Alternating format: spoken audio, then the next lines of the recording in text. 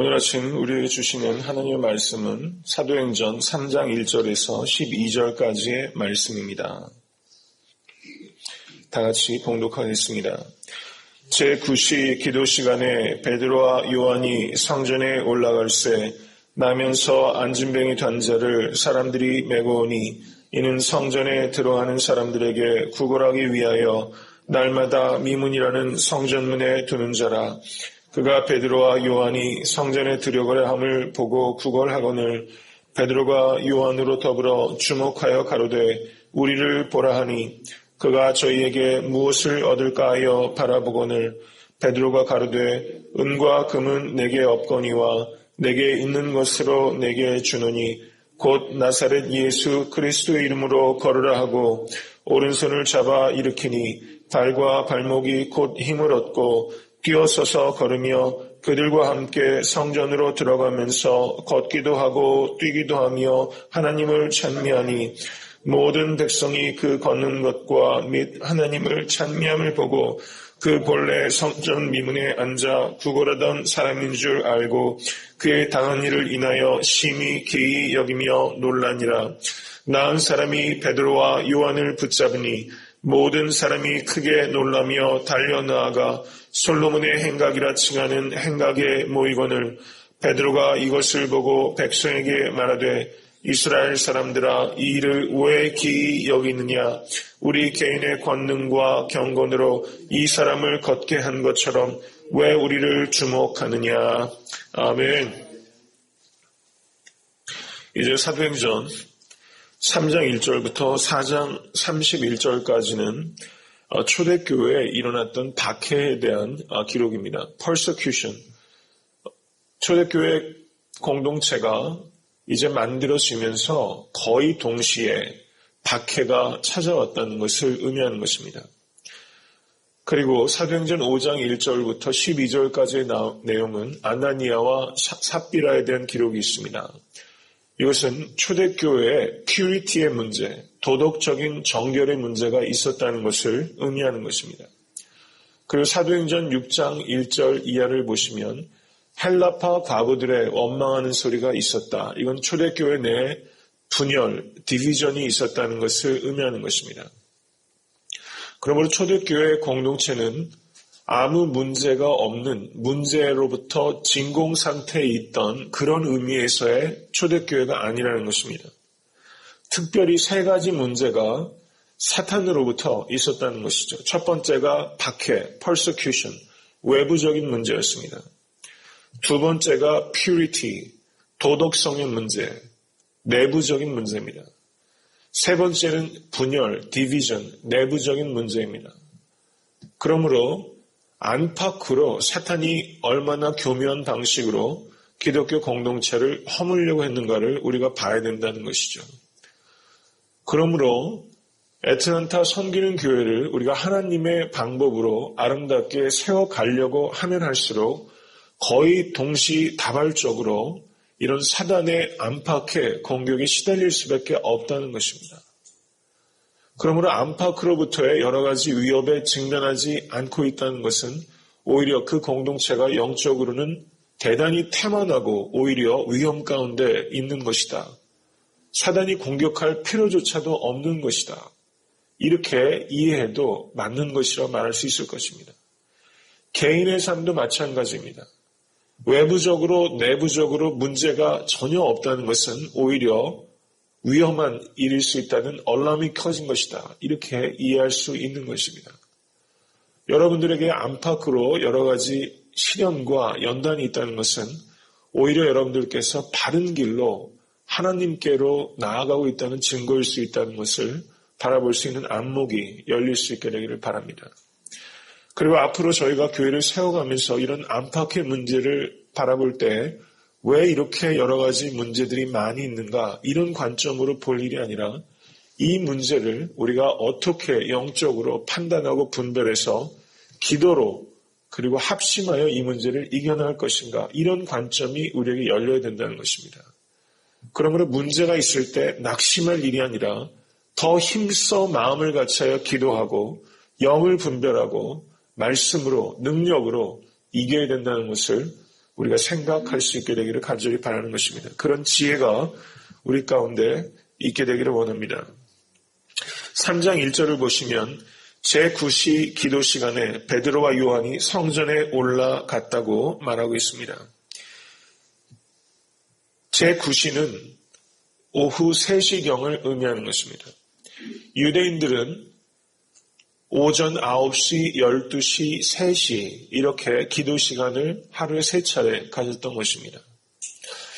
저는 이렇게 몸에 관성적으로 기도 시간을 꼭 가져야 되는가? 그렇지만은 않다. 이렇게 생각할 수 있지만 우리 그리스도인들도 하루에 3번 정도는 기도의 시간을 정해서 짧게라도 기도하는 훈련이 필요하지 않은가? 우리가 많은 것들을 너무 형식적이다 말하면서 우리가 훈련조차도 많이 버리고 있는 측면이 우리에게 있다는 것입니다. 우리가 새벽 제단을 쌓고 기도할 수 있다는 것은 참 특권입니다.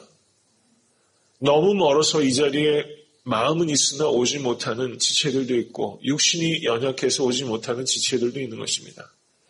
새벽 제단에 오실 때마다 성전 미문에서 구걸을 했지만 성전 미문 안으로 들어가서 하나님께 경배하지 못했던 날 때부터 안진뱅이 됐던 이 사람의 감격, 처음으로 자기 발로 걷고 뛰며 성전 안에 들어왔던 그 감격을 가지고 여러분께서 새벽 제단에 성전 문을 열고 들어오게 되시기를 바랍니다. 그래서 여러분 한 분 한 분이 이 자리에 오기를 원하지만 올 수 없는 이들을 그들의 목까지 내가 좀 중보하며 기도로 책임지겠다는 그런 마음을 가지고 감사하는 마음으로 기도하신 여러분과 제가 될 수 있게 되기를 원합니다. 특별히 120문도가 기도하는 교회가 될 수 있도록 인도하여 주시옵소서.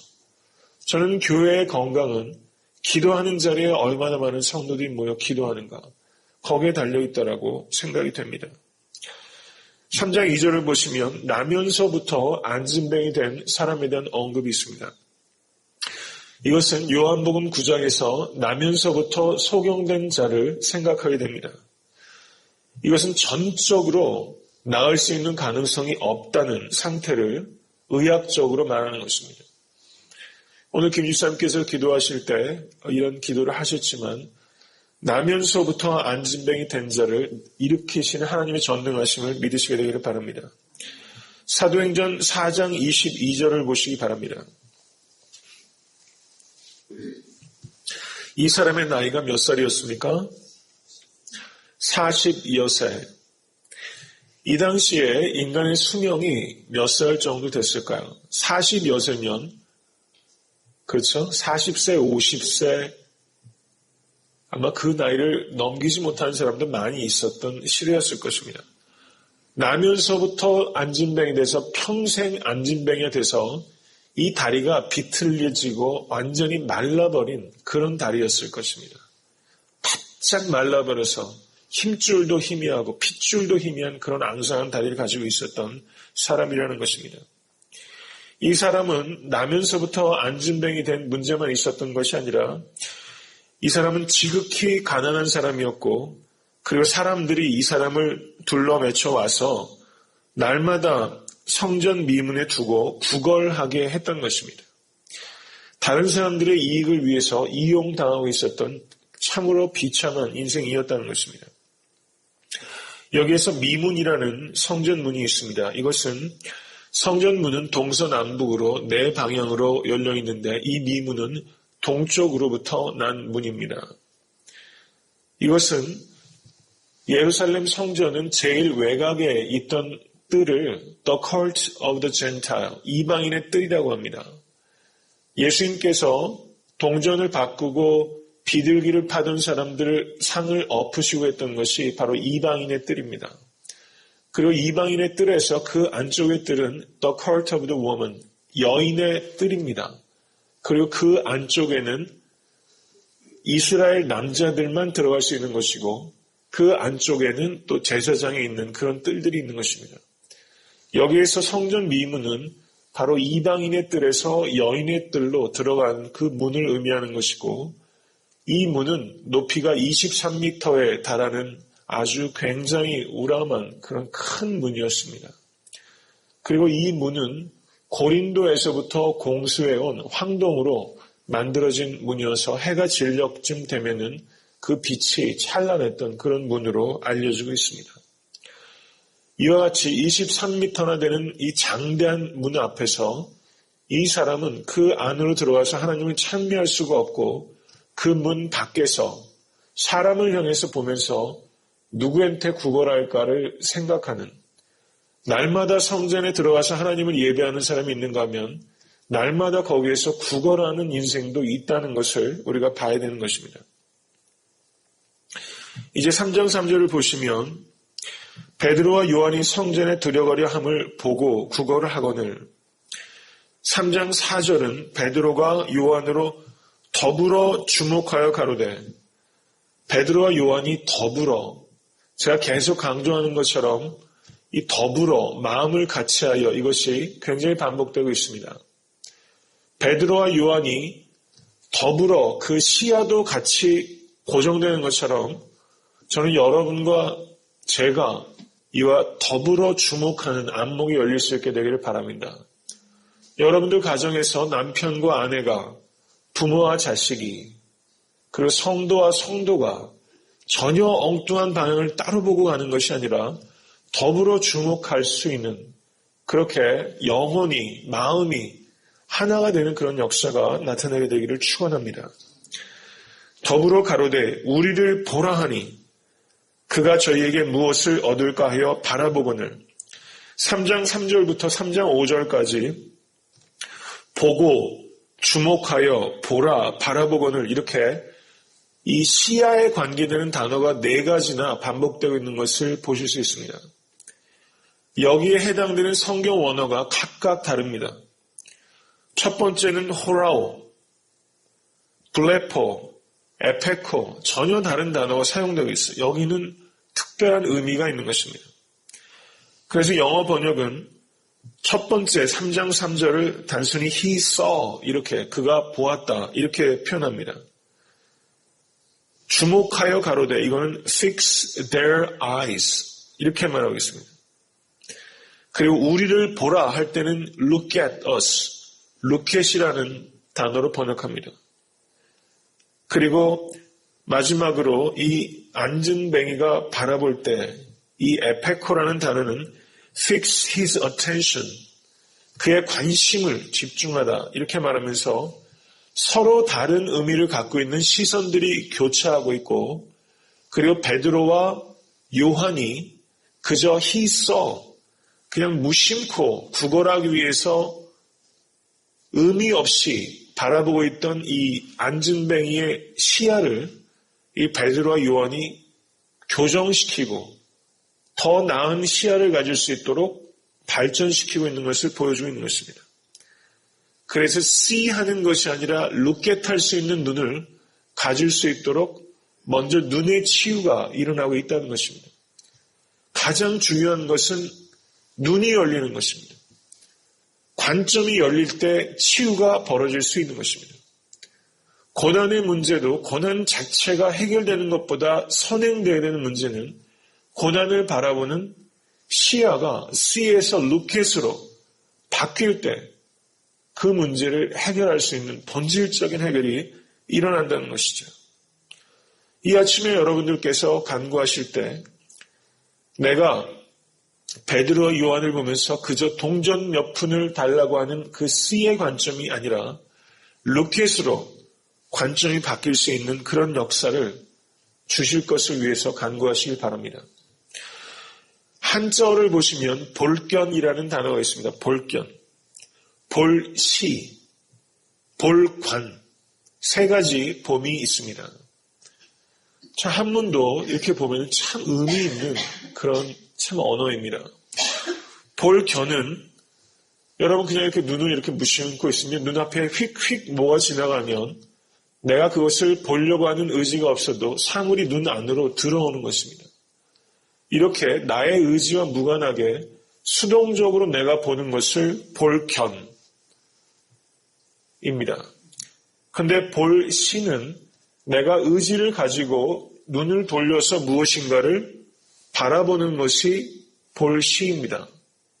그래서 일반적으로 본다라는 의미로 가장 많이 사용되는 건 볼시라고 의미할 수 있습니다. 근데 볼관은 어떤 것입니까? 관조한다고 할 때 볼관. 그것은 세밀하게, 뚫어지게, 자세하게 살펴본다는 의미에서 볼관입니다. 사람의 깊이는 내가 볼견하느냐, 볼시하느냐, 볼관하느냐에 따라서 결정이 된다라고 의미할 수 있는 것입니다. 리더의 눈은 볼관하는 것입니다. 저는 이런 눈이 우리에게 열릴 수 있게 되기를 간절히 소원합니다. 새벽 예배 기도를 통해서 여러분들은 볼관의 관점을 가지시게 될 것입니다. 그림을 봐도 빈센트 반 고흐의 농부의 구두라는 작품이 있습니다. 농부의 구두를 보면서 볼견하거나 볼시하는 사람은 그 신발에 묻은 흙을 보는 것입니다. 그런데 볼관하는 사람은 그 헤어진 신발을 신고 다니는 농부의 고단한 삶을 읽고 그 시대상을 읽어내는 것입니다. 똑같은 것을 볼 때도 깊이의 차이가 벌어지는 것이고 깊이의 차이가 곧 인생의 차이를 만들어낸다는 것입니다. 근데 베드로와 요한은 예전에는 볼견 그리고 기껏해야 볼시의 관점밖에 못 가졌던 사람들입니다. 나면서부터 소경된 사람 보면서 이것이 네 죄로 인함이니까 5,000명의 무리들이 먹지 못할 때 예수님께서 너희가 먹을 것을 주라. 200데나리온을 어디서 찾겠나이까. 혈루병 걸린 여인의 사건은 예수님께서 둘러보시며 나오라고 할 때 사람들이 이렇게 많은데 무슨 말을 하시느냐. 전혀 엉뚱한 소리를 하고 예수님께서 무리를 걸어오실 때 유령인가 해서 기이 놀랐던 것이 바로 제자들입니다. 볼견의 시야 이상을 갖지 못했던 어리석은 사람이고 눈은 있으나 보지 못하던 사람이 바로 제자들의 모습이라는 것입니다. 여러분들의 눈은 지금 성전 미문에 있는 이 안진뱅이를 보면서 예전에 베드로와 요한은 그저 지나치던 사람이라는 것입니다. 근데 지금 베드로와 요한은 이 사람을 볼견하는 것이 아니라 볼관하고 있다는 것입니다. 볼관할 뿐만 아니라 그 사람의 시야를 볼견에서 볼관으로 옮겨놓고 있는 위대한 일들을 지금 행하고 있다는 것이죠. 이것은 성령이 충만할 때만 가능하게 되는 것입니다. 여러분들의 시야가 열릴 뿐만 아니라 여러분들께서 누군가의 눈을 뜰 수 있도록 해주는 그런 영적인 능력과 권세를 가지실 수 있게 되기를 간절히 축원합니다. 3장 6절 말씀 우리 다 같이 한번 읽겠습니다. 베드로가 가로되 은과 금은 내게 없거니와 내게 있는 것으로 내게 주노니 곧 나사렛 예수 그리스도의 이름으로 걸으라 하고 아멘. 베드로와 요한이 첫 번째 기적을 행하는 것입니다. 물론 전도 여행을 행하면서 귀신도 쫓고 병도 고쳤지만 그때는 내가 뭘 하는지도 모르고 행했던 것이고 여기에서 첫 번째 기적을 행하는 것인데 두려움도 망설임도 없습니다. 성령 충만한 사람은 이 두 가지가 없는 것입니다. 두려움도 없고 망설임도 없습니다. 금과 은이 있어서가 아닙니다. 나사렛 예수의 이름이 있으면 두려움도 없고 망설임도 없는 것입니다. 이런 목회자가 될 수 있도록 기도해 주시기 바랍니다. 금과 은은 내게 없으나 내게 있는 것으로 내게 주노니 우리 모두에게는 내가 아무리 궁핍하고 부족하게 느끼는 그 순간에도 줄 수 있는 것이 있다는 것을 깨달으시게 되길 바랍니다. 주님께서는 없는 것으로 주라고 얘기하는 것이 아니라 있는 것으로 주라. 줄 수 없을 때는 한 번도 없다. 왜냐하면 소유는 없어도 마음은 있기 때문입니다. 최고의 선물은 소유가 아니라 마음이라는 것을 깨달으셔야 됩니다. 최고의 선물은 사랑이고 최고의 사랑은 복음과 기도입니다. 그러므로 여러분들께서 줄 수 있는 최고의 선물은 복음과 기도, 특별히 이 시간에 중보 기도가 여러분들께서 여러분들이 사랑하시는 이에게 그리고 성도에게 줄 수 있는 최고의 선물은 기도라는 것입니다. 목회자에게 줄 수 있는 최고의 사랑의 선물은 기도입니다. 이것을 생각하시고 여러분들께서 정말로 더 절실하게 중보 기도에 힘쓰시게 되기를 바랍니다. 이제 교회는 어떻습니까? 은과 금이 없지 않습니다. 현대 교회에는 은과 금이 많아서 문제이면 문제이지 없지 않습니다. 은과 금도 주고 나사렛 예수의 이름도 줘야 되는 것입니다. 그런데 가장 본질적인 것은 나사렛 예수 그리스도의 이름이라는 것입니다. 이것을 깨달으시고 어저께처럼 praise와 proclaim, 어저께도 유홀 그분 만나서 김유사님 또 이제 교회 오시라고 전하셨는데 이번 주일날 오실지 한번 궁금합니다. proclaim 하시기 바랍니다. proclaim. 나사렛 예수 이름으로 일어나 걸으라. 어저께 좋은 소식이 들렸습니다. 김영란 집사님 그 호스피스가 그 댁만 오면 너무 좋아한대요. 그래서 호스피스 사이에 아주 김영란 집사님이 well known, 진짜 잘 알려져가지고 근데 복수가 1cm가 들어갔다고 합니다. 예.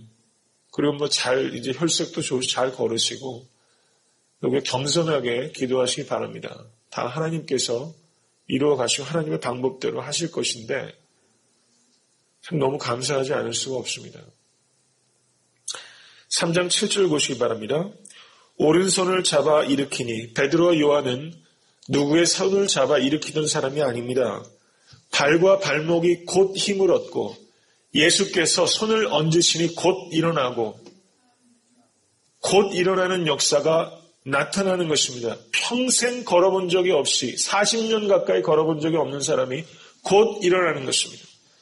여러분들의 삶 가운데 곧 일어나는 역사가 경험되실 수 있게 되기를 간절히 바랍니다.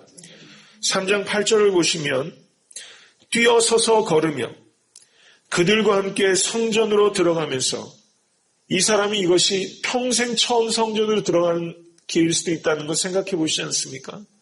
성전 미문에서 등을 돌리고 있던 사람이 이제 뛰어서서 걸으며 뒤에도 보세요. 걷기도 하고 뛰기도 하며 이사야서 35장 6절 그때에는 저는 자는 사슴같이 뛸 것이며 여러분들에게 사슴같이 뛰게 되는 회복의 역사가 일어나실 수 있게 되기를 바랍니다.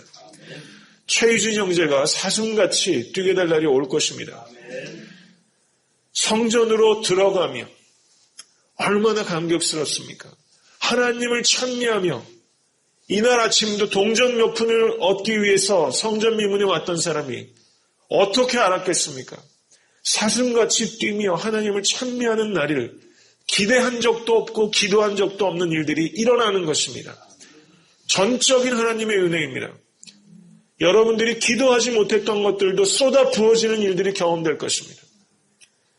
그들과 함께 성전으로 들어가며 하나님을 찬미하는 일들이 3장 9절 보시기 바랍니다. 모든 백성이 그 걷는 것과 및 하나님을 찬미함을 보고 3장 10절 기이 여기며 놀라니라. 기뻐하니라는 말이 없다는 것이 참 놀랍지 않습니까? 제자들이 어땠습니까? 예수님께서 기적을 행하시며 저가 뉘기에 기이 여기더라. 서로 의논하니라. 제자들도 예전엔 그런 사람이었습니다. 예수님께서 걸어오실 때 기이 놀라더라. 어찌하여 놀라느냐. 마땅히 기뻐해야 할 자리에 기이 여기며 놀라는 것은 죄된 인간의 본성이 여기 있는 것입니다. 날 때부터 40여 년을 걷지 못한 사람이 걷게 되면 먼저 기뻐하는 것인데 기쁨이 없는 거예요. 놀라기만 하는 것이죠. 여기에서 인간의 죄성을 봐야 되는 것입니다. 나는 타인의 문제가 해결될 때 놀라고 기이 여기는 사람인가? 기뻐하는 사람인가?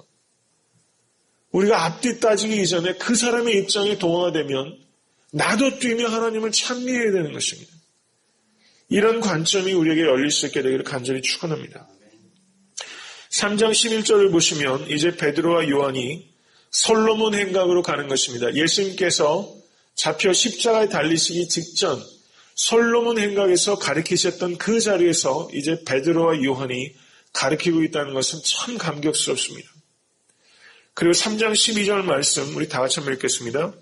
베드로가 이것을 보고 백성에게 말하되 이스라엘 사람들아 이 일을 왜 기이 여기느냐 우리 개인의 권능과 경건으로 이 사람을 걷게 한 것처럼 왜 우리를 주목하느냐 왜 우리를 주목하느냐 이것이 우리가 가져야 되는 눈입니다. 왜 목사인 나를 주목하십니까? 왜 장로인 나를 주목하십니까? 왜 나를 보십니까?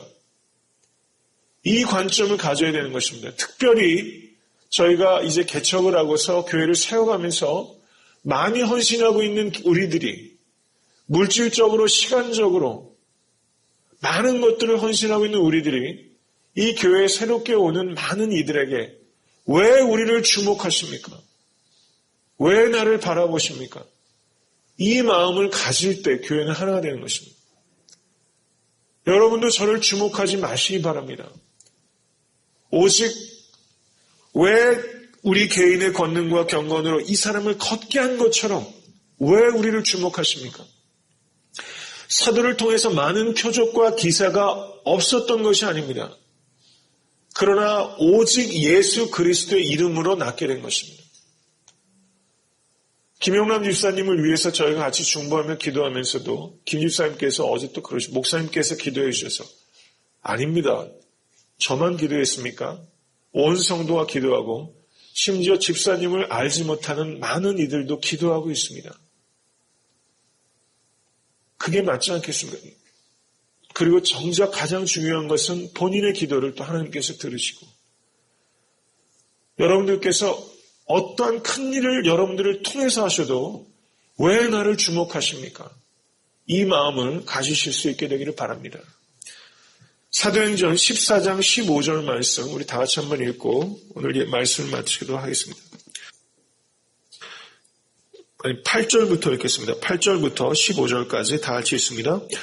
루스드라에 발을 쓰지 못하는 한 사람이 있어 앉았는데 나면서 앉은뱅이 되어 걸어본 적이 없는 자라 바울이 말하는 것을 듣거늘 바울이 주목하여 구원받을 만한 믿음이 그에게 있는 것을 보고 큰 소리로 가로되 내 발로 바로 일어서라 하니 그 사람이 뛰어 걷는지라 무리가 바울의 행한 일을 보고 루가오니아 방언으로 소리질러 가로되 신들이 사람의 형상으로 우리 가운데 내려오셨다 하여 바나바는 스스라 하고 바울은 그 중에 말하는 자이므로 험해라 하더라. 성박스스 신당의 제사장이 소와 화관들을 가지고 대문 앞에 와서 무리와 함께 제사하고자 하니 두 사도 바나바와 바울이 듣고 옷을 찢고 무리 가운데 뛰어 들어가서 소리질러 가로되 여러분이여 어찌하여 이러한 일을 하느냐 우리도 너희와 같은 성정을 가진 사람이라 너희에게 복음을 전하는 것은 이 헛된 일을 버리고 천지와 바다와 그 가운데 만유를 지으시고 살아계신 하나님께로 돌아오라 함이라. 아멘. 여기서도 날 때부터 소경 앉은뱅이가 있습니다. 바울이 주목하여 보고 가로되 역시 시야가 열리고 있습니다. 일어섰습니다. 옷을 찢고 우리도 너와 같은 성정을 가진 사람이라 오직 하나님께로 돌아오라. 이 마음을 키우시는 여러분과 제가 될 수 있게 되기를 예수 그리스도 이름으로 간절히 축원합니다.